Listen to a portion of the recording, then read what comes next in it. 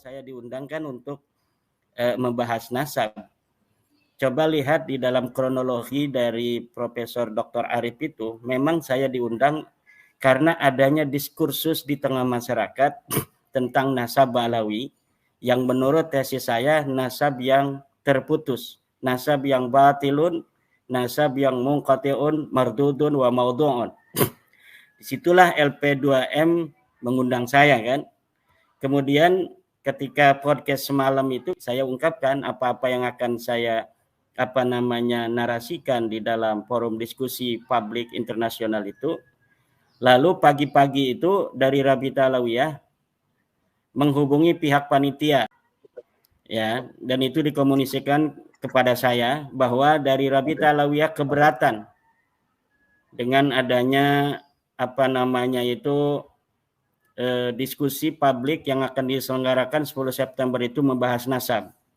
Mereka dari pihak Rabita Alawiyah inginnya hanya membahas sejarah dan sudah ditentukan yang akan dikirim adalah Alwi Alatas dan Hanif Alatas. Dan itu ada screenshotnya dikirimkan pada saya kepada panitia untuk agar saya juga memperhatikan bersama-sama karena memang pihak UIN itu kan di jalan tengah. Mereka ingin acara ini berjalan tetapi sesuai dengan kesepakatan bersama. Nah, itu kronologinya seperti itu. Mereka dari pihak Rabita Alawiyah mengirim SMS kepada pihak panitia agar 10 September itu tidak membahas nasab, hanya membahas sejarah saja.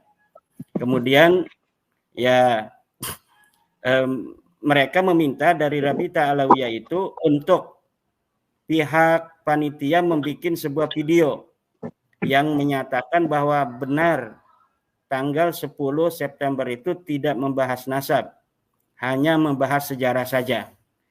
Cuma rupanya belum sempat ini dari pihak panitia untuk membuat video itu. Akhirnya mungkin terjadi sebuah hal-hal yang di luar kendali, yaitu datangnya dari yang mengaku sebagai dari Mabes Polri itu bahwa acara jangan sampai kalau bisa dilaksanakan karena ada ancaman-ancaman keamanan. Itu mungkin kronologisnya itu. Mereka mungkin gimana gitu kan, mereka berani gitu kan membuat framing untuk datang dan sebagainya. Kalau bisa jangan bahas sejarah saja, tapi bahas nasab kan dalam videonya begitu. Tetapi dari belakang mereka mengatakan tidak boleh bahas nasab kan. Nah itu yang sebenarnya terjadi dan itu masih ada buktinya berupa screenshot SMS atau WA yang disampaikan kepada saya sebagai dari pihak UIN mengharapkan acara itu sebenarnya terjadi, dilaksanakan, tetapi dengan kesepakatan bersama itu. Saya waktu itu belum memberikan statement apakah betul saya bersedia untuk hanya membahas sejarah. Karena memang kalau bahas sejarah itu sudah ada tokohnya yaitu Profesor Dr. Sumanto Al-Qurtubi. Kalau saya lebih ke dalam masalah nasab Ba'alawi yang saya teliti kan. Jadi saya tadinya itu kalau misalnya sampai terjadi ini luar biasa sekali, tapi apapun yang terjadi saya respect apresiasi terhadap UIN Wali Songo yang telah berupaya untuk mendudukkan bersama pihak-pihak yang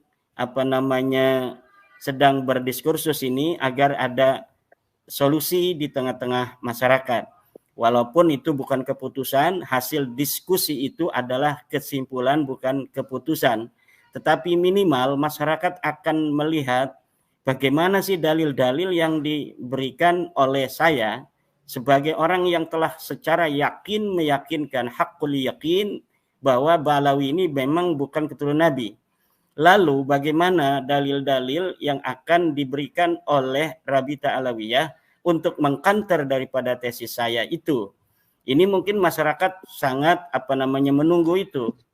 Karena memang diskusi itu ada yang dilakukan untuk ma'rifatu haqiqati syai'i bil yakin, ingin mengetahui hakikat sesuatu dengan yakin, yaitu tahaqquq wa tasabbut.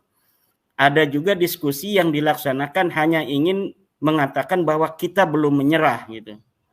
Seperti diskusi yang sedang akan dilaksanakan di Rabiat Alawiyah, yang mereka mengundang beberapa orang dengan forum tertutup. Itu bukan diskusi untuk ma'rifatu haqiqati syai'i bil yaqin, tetapi hanya untuk mengesankan kami belum menyerah gitu. Kami masih struggle for eksistensi. Kami masih struggle untuk belum menyerah bahwa kami bukan cucu Nabi. Tidak. Nah, itu yang sedang diupayakan, dan kita memahami itu sebenarnya ya. Saya sangat memahami sebagai seorang yang meneliti dari Nasabalawi ini, bagaimana posisi psikologis mereka di dalam menghadapi sebuah kenyataan bahwa ketika diteliti apa-apa yang telah mereka yakini selama ini, ternyata setelah mereka juga ikut meneliti dari tulisan saya itu, mereka kemudian mencari maraji saya itu, mereka melihat kitab yang saya sebutkan, ternyata memang tidak ada ini. Ternyata memang tidak ada sebuah kitab nasab pun yang ditulis dari abad ke-4 sampai abad 9 yang menyebutkan bahwa Ubaid, leluhur mereka ini anak Imam Ahmad bin Hambal, Imam Ahmad bin Isa, seorang keturunan Nabi yang terkonfirmasi. Ternyata benar loh, Ubaid ini nggak ada di kitab-kitab nasab dari mulai abad 4 sampai abad ke-9. Oh, ini katanya Imaduddin ini mengatakan leluhur mereka Faqih Muqaddam, Sohib Mirbat, Ali Qoli Qasam, Ubaidillah, yang katanya imam itu tidak ada di dalam kitab sejarah sama sekali. Setelah mereka juga melihat referensi-referensi saya, dilihat di dalam kitab-kitab sejarah yang saya sebutkan, oh memang kok tidak ada ini. Dalam kitab sejarah Musallam Al-Lahaji di abad ke-6 tidak ada itu nama leluhur mereka.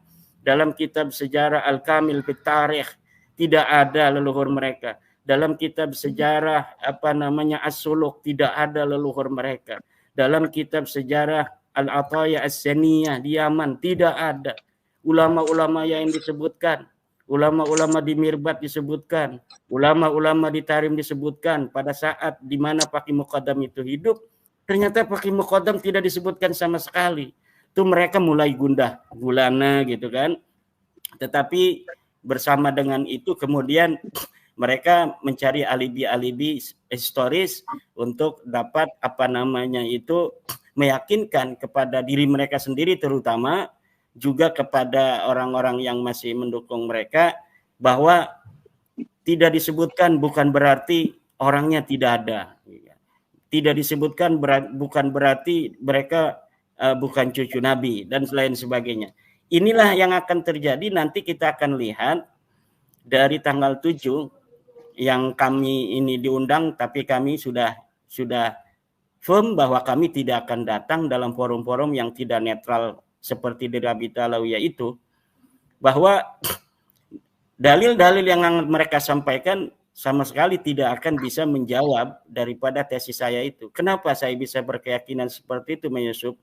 Karena algoritma dari abad 9, bagaimana penyambungan usaha-usaha itu dilakukan, itu sangat terbukti nyata bagaikan matahari di siang hari. Bahwa memang nasab mereka itu dipabrikasi pada abad ke-9 dengan mencangkok, mengokulasi sebuah nasab seorang ulama di abad ke-8 atau di abad ke-7 ya, 620 Hijriah, yaitu Abul Jadid, untuk disebutkan sebagai saudara mereka tanpa adanya sebuah dalil dari kitab yang semasa atau yang mendekati dari keberadaan Syarif Abul Jadid bahwa dia adalah saudara dari Alwi, leluhur daripada Ba'alawi. Sama sekali tidak ada. Jadi daripada formulasi di abad 9 bagaimana mereka mencangkokkan nasab itu tidak akan ditemukan pada abad-abad sebelumnya berbagai macam manuskrip yang akan memverifikasi keberadaan leluhur mereka atau memverifikasi nasab mereka. Tidak akan mungkin itu bisa ada. Rumel Abbas sudah berusaha untuk menjawab kesunyian itu dengan mencari manuskrip, sanad-sanad. Tetapi itu sudah dapat dibuktikan sanad itu sanad yang palsu. Karena sebuah sanad itu tidak akan berdiri sendiri. Dia akan menyebut nama-nama dari orang-orang yang bisa jadi orang itu masyhur dan juga yang tidak masyhur. Nah, dari orang-orang yang masyhur itu kemudian kita bisa untuk mengkaji apakah betul dia mempunyai murid seseorang ataukah dia mempunyai guru seseorang yang disebutkan dalam naskah itu. Dan dalam naskah-naskah yang diberikan oleh Rumel Abbas untuk menjawab keterputusan nasab Balawi ini, terbukti bahwa manuskrip itu manuskrip wayang, manuskrip palsu. Kemudian mereka juga bermain di dalam kancah epistemologis. Bagaimana katanya apa yang telah saya tulis di dalam tesis itu tidak sama dengan metodologi para ahli nasab. Sebenarnya saya tidak terlalu ingin memberikan bagaimana metodologi ilmu nasab itu, karena saya yakin mereka sudah paham sebelumnya seperti itu. Tetapi ketika saya melihat bahwa mereka juga tidak memahami metodologi ahli nasab di dalam menetapkan nasab, terpaksa akhir-akhir ini saya menulis juga tentang metodologi ahli nasab seperti yang telah saya jawab untuk seorang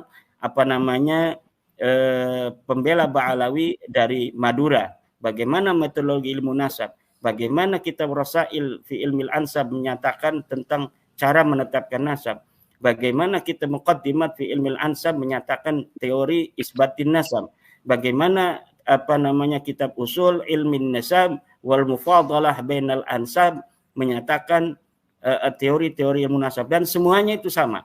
Karena ilmu nasab adalah termasuk di dalam ilmu sejarah, maka ilmu nasab itu teori cara untuk menelitinya itu mirip dengan teori ilmu sejarah, yaitu heuristik, kemudian kritisasi sumber, kemudian interpretasi, dan yang terakhir adalah historiografi.